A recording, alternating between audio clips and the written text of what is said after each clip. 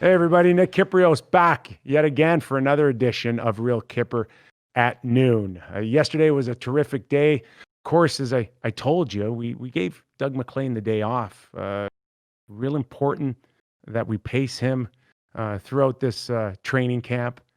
We had Matthew Schneider on yesterday. If you didn't get a chance to hear that interview, I urge you to give it a listen. Go find it. It's terrific insight into the players and what they can expect going into their bubbles, their respective bubbles, both in Edmonton and Toronto. We also got into the Olympic resurfacing back for the players. Of course, Gary Bettman, adamant the last few years, don't need it, don't want it, gives us no value.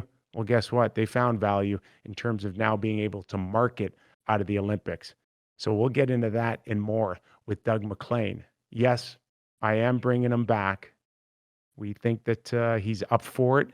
Like any training camp, Mac, anybody on a PTO can't play every game. So what do? We pick and choose. How do you feel about that?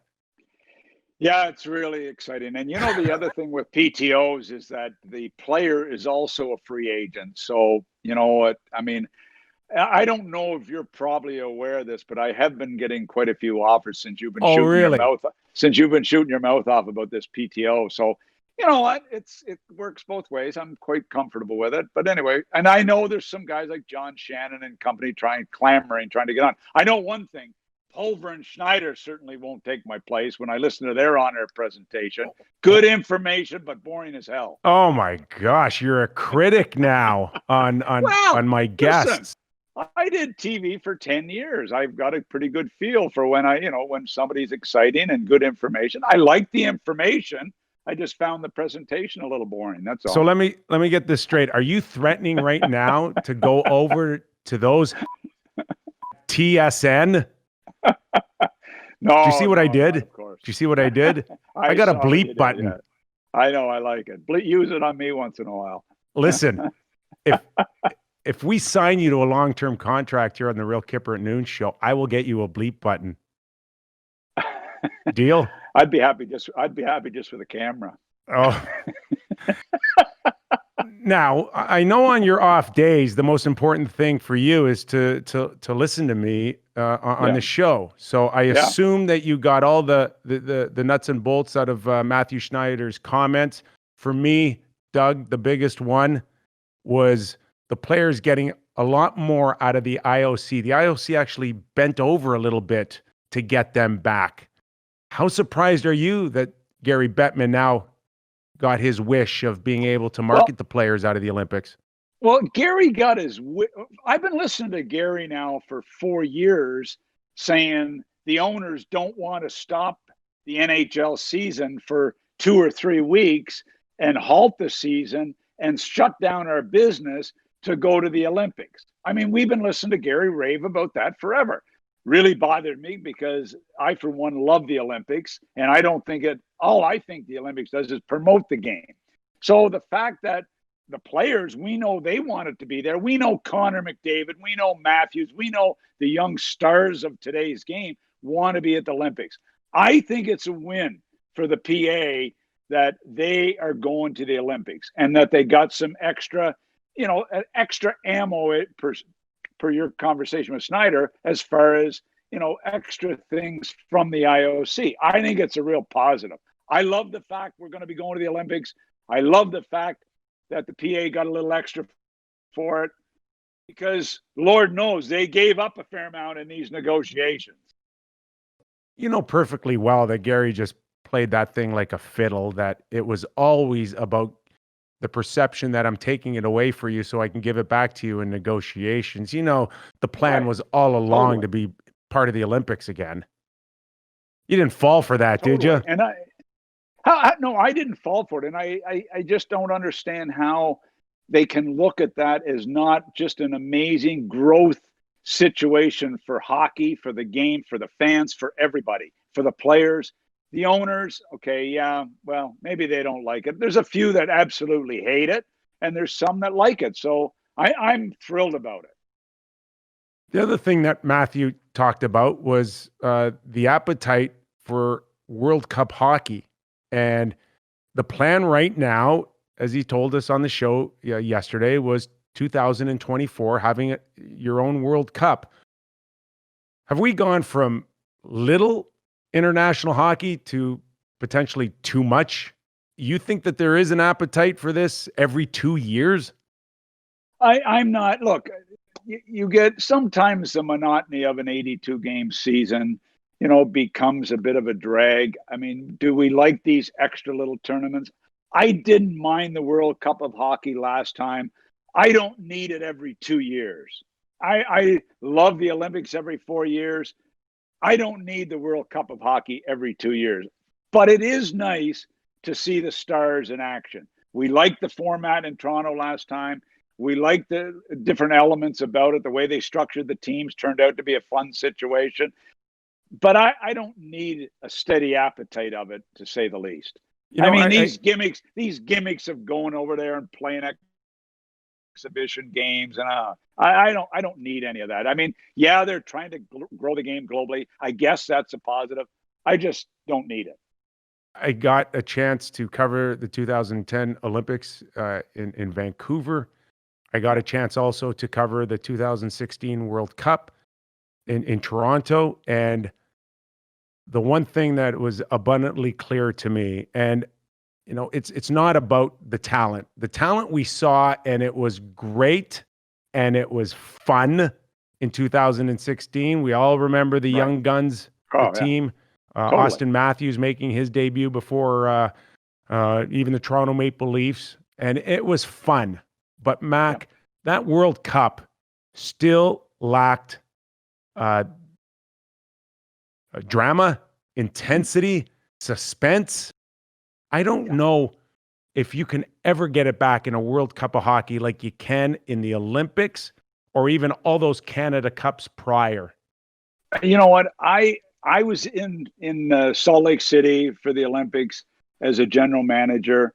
I was in Vancouver as a TV guy. I absolutely loved everything about being there and being able to watch the games and seeing the intense rivalries between countries, the whole celebration in the stands every night.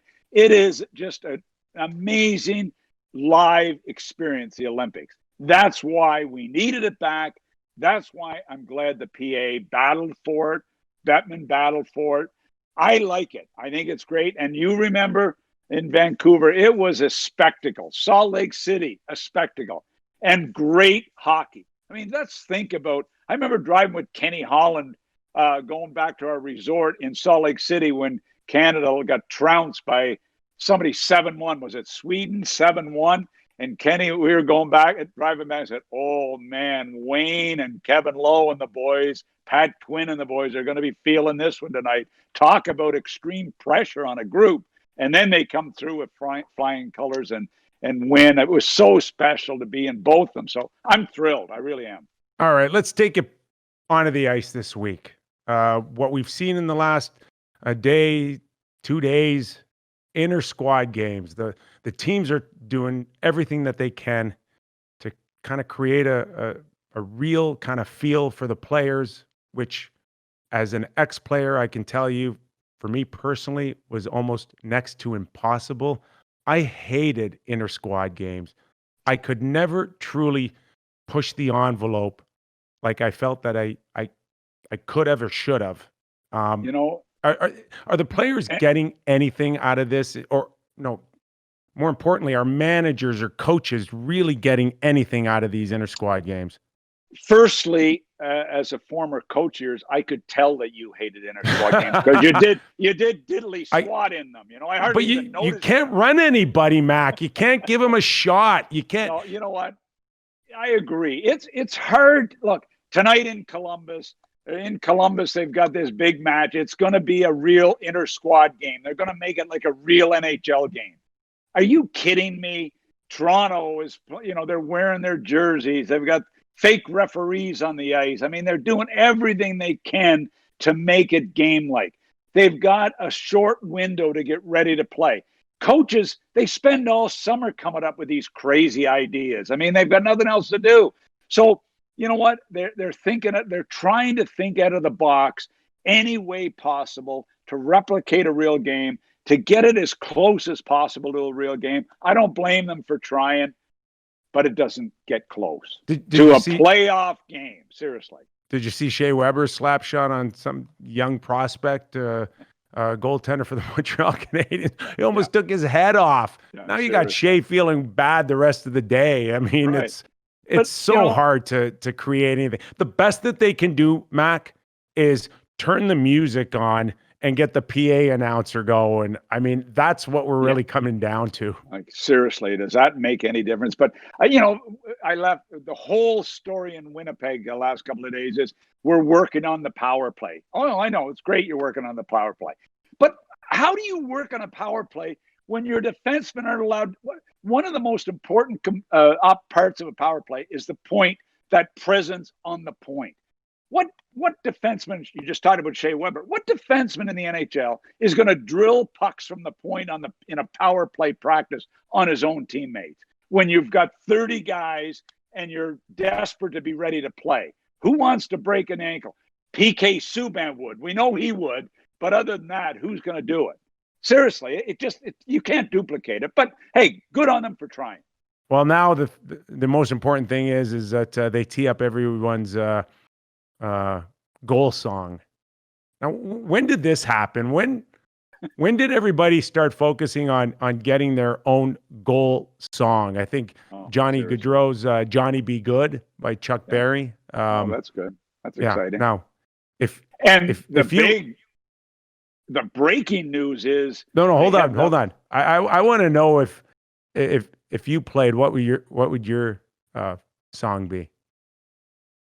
It would have to be a Johnny Cash song of some sort. I listened to Johnny when I was on my jog this morning, and it would have to be something. Doesn't he have a song called "I've Been Flushed from the Bathroom Floor of Your Heart" or something? Or that's it. That's it. Oh, yeah, that'd be mine. Hey, you know what that song's about? I think it's about getting dumped.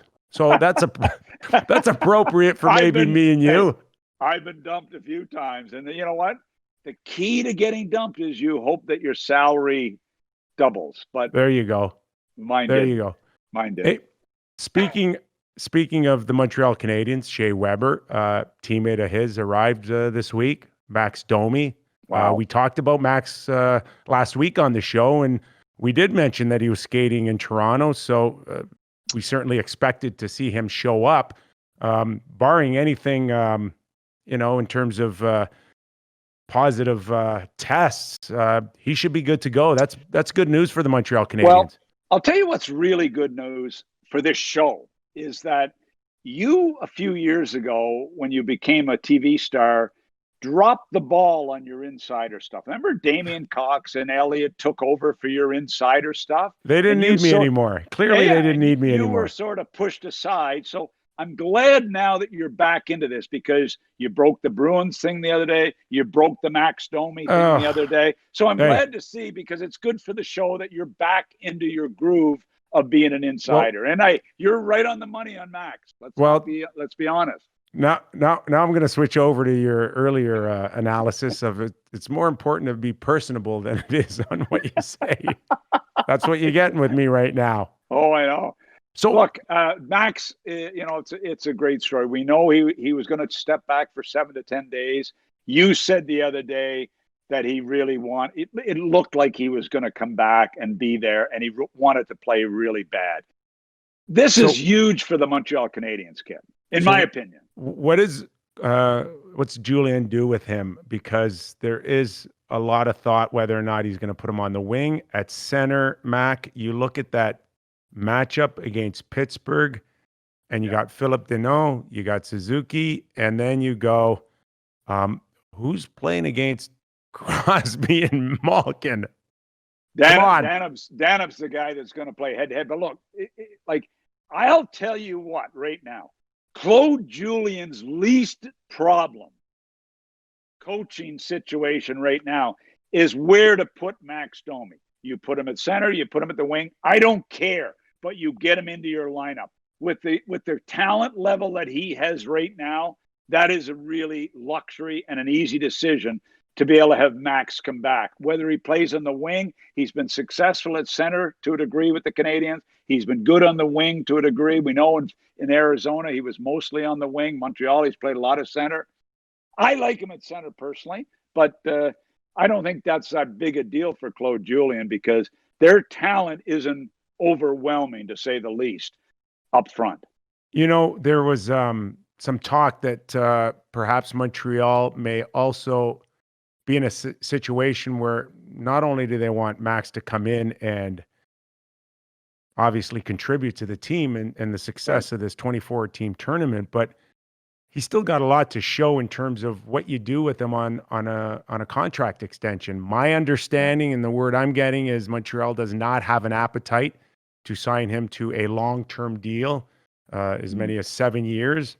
So Max has got an opportunity here, I think, in a short window also to prove that he may be worthy of the money and the term that he might be looking at. Yeah, and that's the greatest thing about a situation where you're in the situation Max is in. You're going into a shortened tournament. I mean, if he gets them by the Pittsburgh Penguins, and let's not kid ourselves, this will be one of the bigger upsets of the first round if they beat the Pittsburgh Penguins.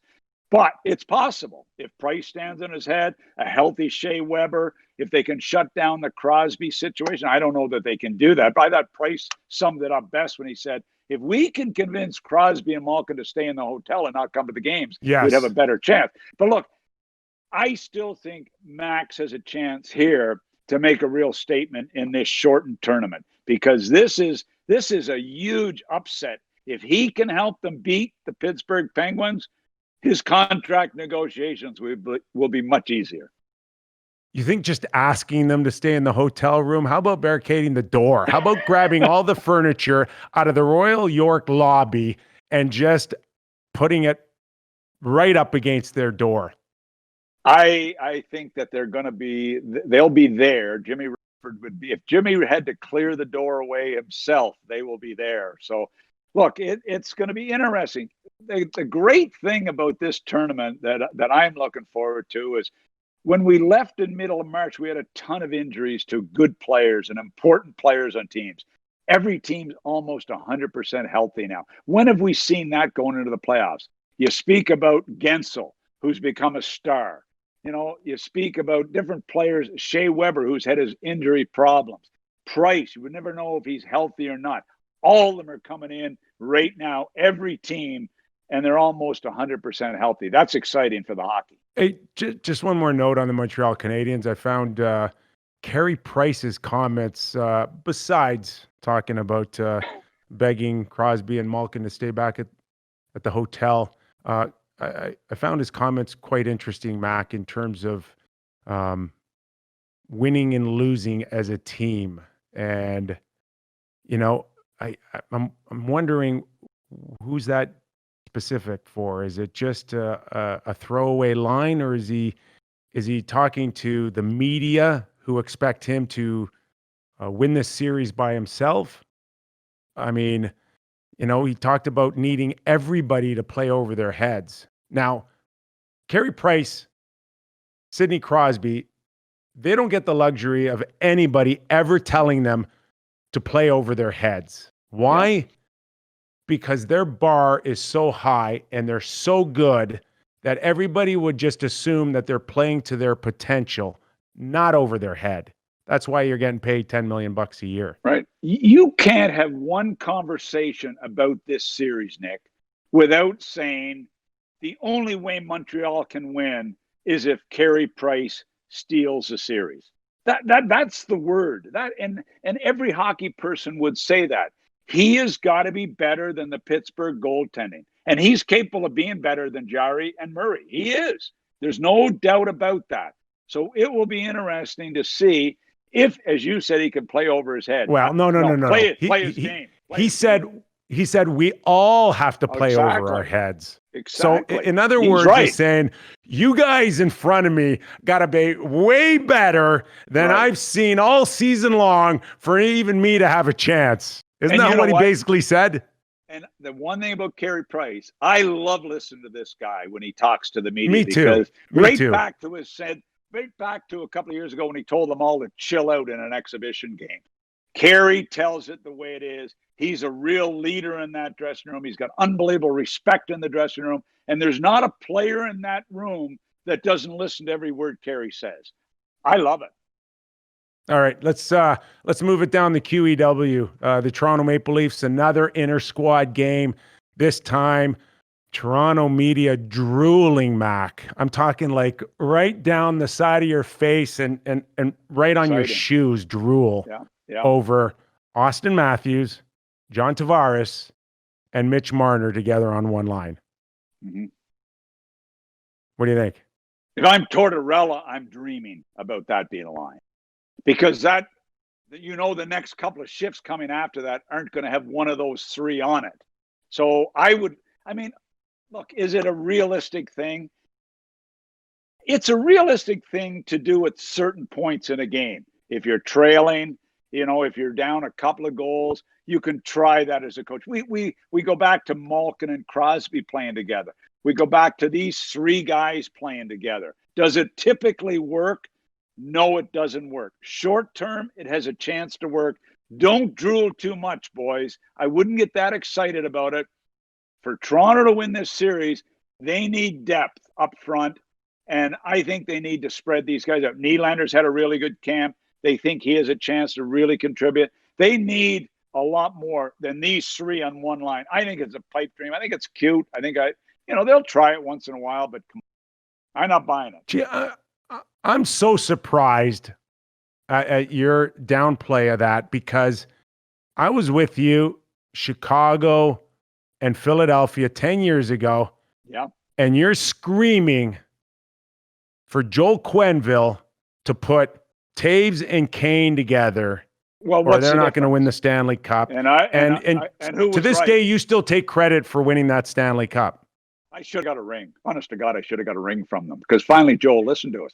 But listen, that's different. Kane and Taves together is different than Matthews, Tavares, and Marner.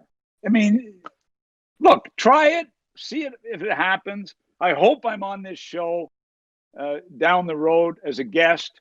And you can say I was wrong. But I don't think I'm going to be on that one. I don't think we'll see it that much. And I'd love to see it every once in a while, but I don't think Keith's going there. You don't think that Columbus defense would be pants right now thinking about it? Did you see what I did? I used the bleep button again. Yeah, it was great. You're really getting good at that button.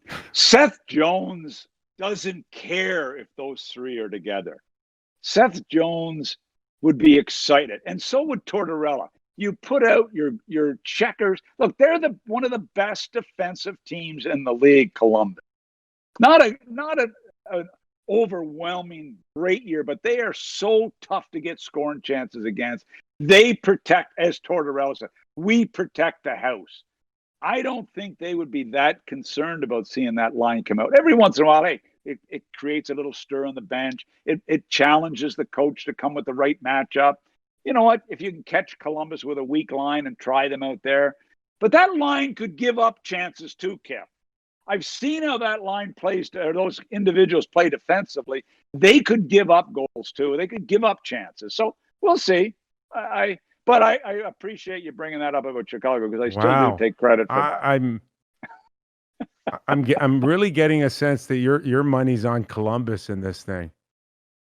Well, look, Jeff Rimmer is in my ear. Jeff Rimmer, as you know, he's our source in Columbus. Yes. Who never tells us anything about Columbus. Like he's a fake source. It's like fake news. Listen, he thinks they're going to beat the Leafs. I'm not sold on it. Special teams, which all the coaches are working feverishly on, are going to play an unbelievably important role in this first round. 3 out of 5 series. Special teams. Whose power play is better? What kind of friend are you? What kind of friend are you to Jeff Rimmer? You forgot his birthday the other day.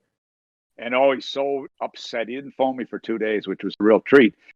He's 69, and of course I said I missed it, and happy 70th. So that just devastated him because he's one of those guys that dyes his hair, and he does everything he can to try to look young, and it just doesn't work. No, of course you know what works and what doesn't. All right, let's. I've tried a few. Well, let's move a little bit out west here. From one big line to another one in Calgary. Is it as simple as just loading up with Johnny Gaudreau, Monahan, and Lindholm, and hope for the best for the Calgary Flames? They probably have to play that line together. They were horrible against Colorado in that series last year where they were dominated. I mean, dominated. So remember Mike Smith? What did he get? 60 shots a game in a couple of those games in that Colorado series. So they were horrible. So they have got to be a lot better. I'll tell you, Hamonic's a big loss, Nick. I mean, when you lose a top 4 defenseman, especially a stay-at-home 20 plus like minutes, that is a big loss. You've got to move, Anderson or somebody into your top. That to me is a challenge. And then you say, who's got the better goaltending? Calgary or Hellebuck? Hellebuck's up for the Vezina based on his season. Goaltending in Calgary has been good. I'm picking Winnipeg to win this series. I am. So it'll be all right. Well, listen. I mean, we still got some time here. No, we are. We'll get into it. You're just I'm just getting ahead of myself. Tipping your hand a little early here. But as you know me, I'll change. I may change tomorrow. I am. What was it now? 5 days ago, Edmonton had a major flood in an arena that is not even 5 years old. So is it not? And cost billions of dollars. Hold on. I want to throw this at you. Okay, you are now the president of the Columbus Blue Jackets, president and general manager, and you are the hub city under these circumstances. And now you come to work and you see this flood and you call in an engineer, an architect, and you sit him down. And I can only imagine the strip you would tear off that person. It looked like it was a fall in Banff, Jasper. I mean, did you see it wasn't a leak. There was a full steady, it was like reversing falls in New Brunswick coming down the staircase. I mean, it was unbelievable to watch in $1 billion building. How does that happen? I couldn't believe it. It's brand new. No. It looked like the Saddle Dome when they had the floods. Remember the floods they had in Calgary and we saw pictures of the Saddle Dome underwater? This is $1 billion new building. Like, Mac, good gracious. You can't get anything for $1 billion anymore. If they win $1.5 billion, I know they would have got the deluxe roof. They would have had a tarred roof. They would have had, or steel or something. Good grief! Anyway, I'm glad it's minor. I just hope it doesn't rain. Is it going to rain during this hub period? It's only 4 months. They may get rain in that 4-month period. Rainouts? Could we see a rainout in Edmonton? Could we see double headers? Seriously. I could just imagine Principe, Spectre, and Shanny doing one of their stand-ups when that breaks above them. With umbrellas. With umbrellas. By the way, you're not going to have Speck and Shanny together in interviews. That's not a good fit. Anyway. No. So what's up the rest of the day here? Well, I got a busy day planned. My son's when coming you say home. It that way, you've got Jack. Oh, I'll tell you what I've got going on. Clark is moving into his new cottage, and I need him out of this cottage because his room is going to be my studio for whatever show I end up doing. Really? I'm putting a studio in Clark's room, yeah. I'm hoping he doesn't take the Tim Horton jersey that he has on. Signed Tim Horton jersey. How cool is that? That's the assumption that you need a studio, right? I hope. You know what? There's days I hope I don't need one. I'm the director of hockey here, and you can't Can't bribe me. You You know can't what? win me over. I got to I'll tell make you what. I got to make a tough decision. When I might demand to be vice president of hockey operations. How do you only take? What the hell is that? Director of hockey operations.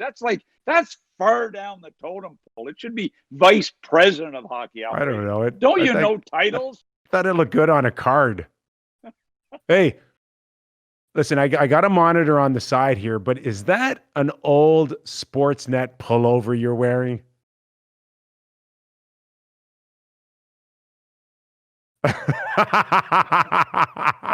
If it's for free, it's for Dougie. No, it's blue. And because of line movement, colors are blue. I'm digging deep to find a nice plus blue. Don't you find with the gray hair and the blue and the darker glass, it's a nice combo on TV? You think you're digging deep? I went shopping for men's clothes for the first time in 20 years. Oh, seriously. I got so lucky. I had a contact in New York that ended up being a great family friend with Canali. Yeah, and of course. I had over 20 years of Canali every day. Oh, yeah, and I know. Now I'm like, I got nothing to wear. You know, I have to tell you, since my last day with Sportsnet, I haven't had a tie on. And I don't plan on putting one on. So I don't need all those clothes. I've moved into that casual. But we know on many nights you've tied one on. Yes. Okay. So yes, you're quicker now that you're vice president of hockey ops, you are much quicker. Hey, I'm telling you how big we make this show. If we sign you, we're gonna get a stylist. I'm gonna hire Deb Berman away from Sportsnet, yes. and she will dress. She'll you. dress me. Yeah. How's that? She did a great job. As everybody used to say in Canada, I was the best dressed guy in that show. But, Deb did a heck of a job. Like why would you say that? Well, because every night I'd go out, if I Ritz, if I'd go to the Marriott and have a beer, they'd come and say, "Man, I love your ties, I love your combinations." I said, "Hey, Deb helped, but I was the final say, I was the final guy to pick what I wore, Did you hear that? That's the final buzzer of our exhibition game. I think I think you're done. Great. How would you rate your performance today? As compared to the last couple of days of your show, I'd say it was quite just the energy level was a little. Tell Ian and your buddy there to pick it up a notch. I got Ian calling me right now saying Doug didn't bring it like I did the other day. I know. All right. Well, so listen, not bad today. Not bad. We appreciate it. Good hockey talk. I'm gonna get. We're gonna have a team meeting here. We're gonna assess your performance, and we'll be in touch. And I'm going to assess if I want to do it. All right, ladies and gentlemen, Doug MacLean, another fine performance on the Real Kyper at Noon show. Doug, as always, thanks for joining us.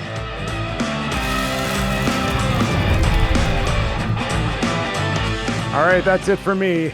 Thanks for joining us. Thanks for the support. I'll catch you tomorrow.